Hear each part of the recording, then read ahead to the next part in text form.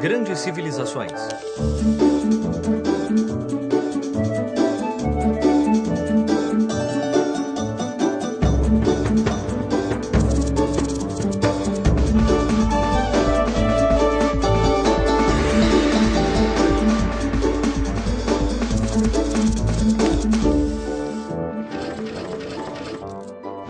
O Império Inca, primeira parte. A civilização Inca criou alguns dos monumentos mais maravilhosos do mundo, que são muito visitados até hoje. Mas a história dos Incas, que dominaram a maior parte da América do Sul durante séculos, é cheia de mistérios. Eles habitavam uma parte da América do Sul chamada região andina, que inclui longos trechos de costa deserta, de frio e de planaltos elevados da Cordilheira dos Andes. A 4.500 metros acima do nível do mar, a Cordilheira dos Andes é tão alta e o oxigênio tão escasso que pode ser difícil respirar. Para muita gente, não seria um bom lugar para viver.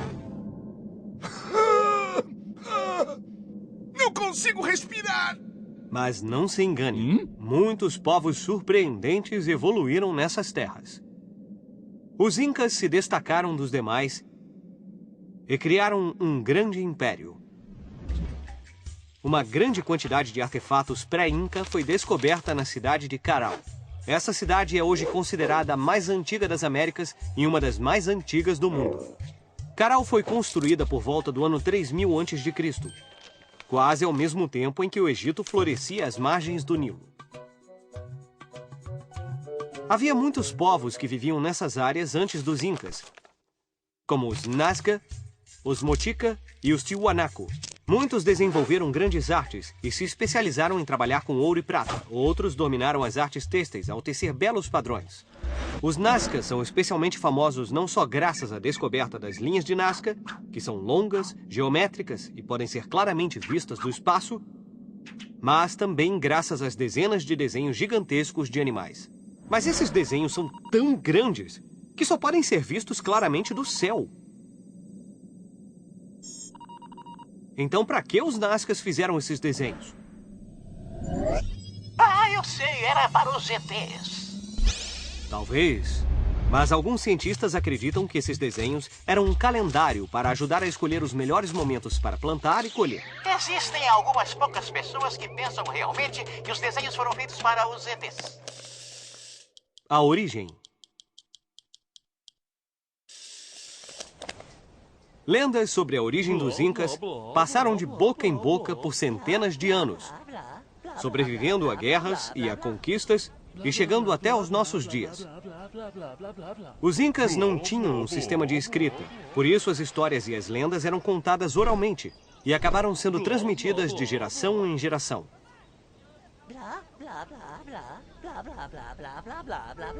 Segundo a lenda, Inti, o deus do sol, pediu a seu filho Ayar Manco para ir à Terra levar a civilização para a humanidade. Após a criação do mundo, Ayar Manco e sua esposa, Mama Oclo, vestiram suas melhores roupas e saíram das profundezas do lago Titicaca com um cetro de ouro em mãos. O pai de Ayar explicou que o cetro iria mostrar onde eles deveriam construir um grande império. Depois de andar muitos quilômetros em direção ao nordeste, Ayar Manco e Mama Oclo ficaram surpresos, pois o cetro fincou-se na colina de Huanacauri. Esse era o sinal que eles estavam procurando. Então foi lá que fundaram a cidade de Cusco, que se tornou o centro do Império Inca e cujo nome significa o umbigo do mundo. Ayar Manco tornou-se Manco Capac, o primeiro imperador Inca. Sua esposa e ele mostraram a seu povo como plantar, pescar, construir casas e outras coisas mais. Os imperadores incas eram descendentes de Manco Capac e todos eram considerados divinos, porque foram relacionados ao pai de Manco, o deus Sol Inti.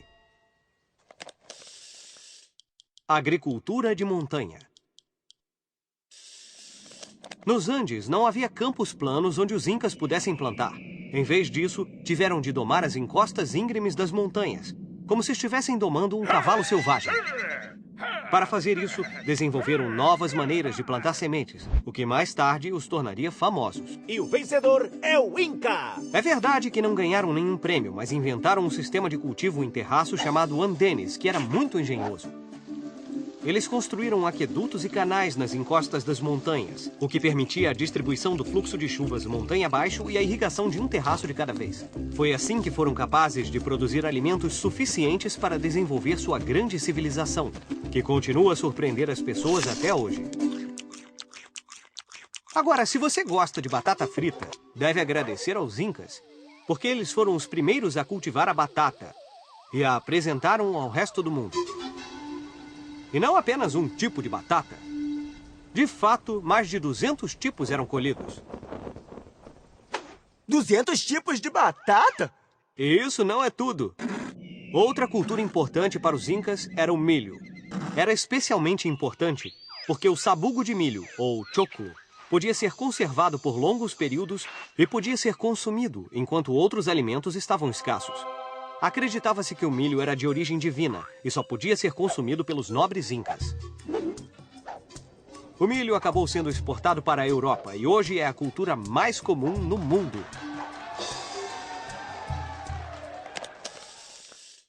Os caminhos dos Incas.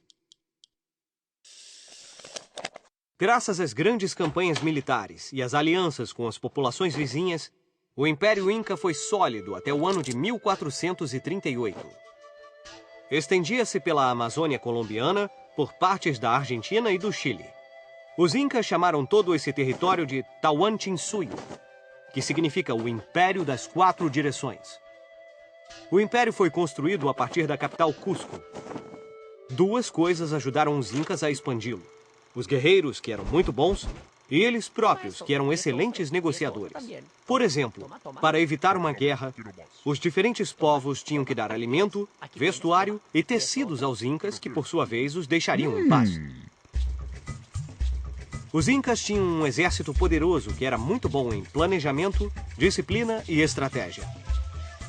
Isso lhes trouxe inúmeras vitórias e logo conquistaram um grande território. Os Incas eram muito organizados.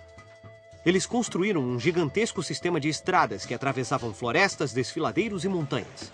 Isso os ajudou a expandir o território e a deslocarem-se rapidamente.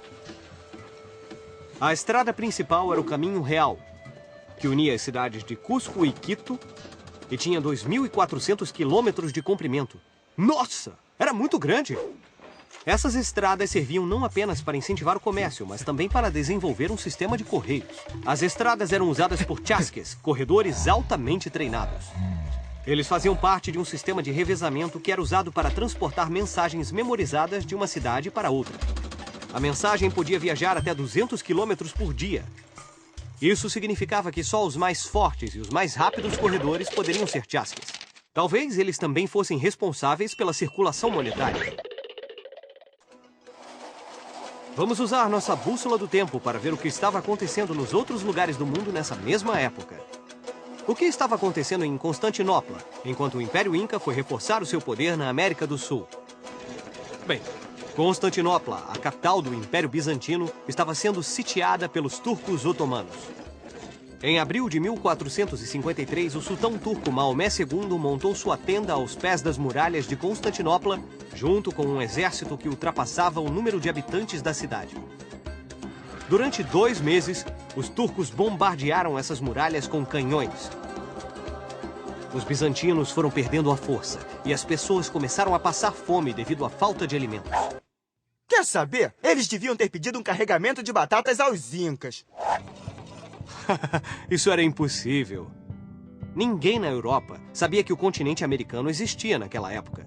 Não só os europeus não sabiam nada sobre esses continentes e os povos que habitavam do outro lado do Atlântico, como também não saberiam o que seria uma batata, porque ninguém na Europa tinha visto uma batata antes. Vamos ver o que vai acontecer no próximo episódio, o Império Inca, segunda parte. Com o crescimento do Império Inca, foi preciso estabelecer um sistema para manter o controle das coisas. Então, inventaram um sistema matemático chamado Quipu. Todos os grandes impérios precisam de uma grande organização para manter a ordem em vastas extensões de terra e entre muitas pessoas. Felizmente, os Incas tinham uma grande organização política e administrativa. E à frente dessa organização estava o Imperador Supremo, o Sapa Inca. A maior conquista dos Incas foi oferecer a cada habitante do império comida e trabalho. Na verdade, a pobreza não existia no Império Inca.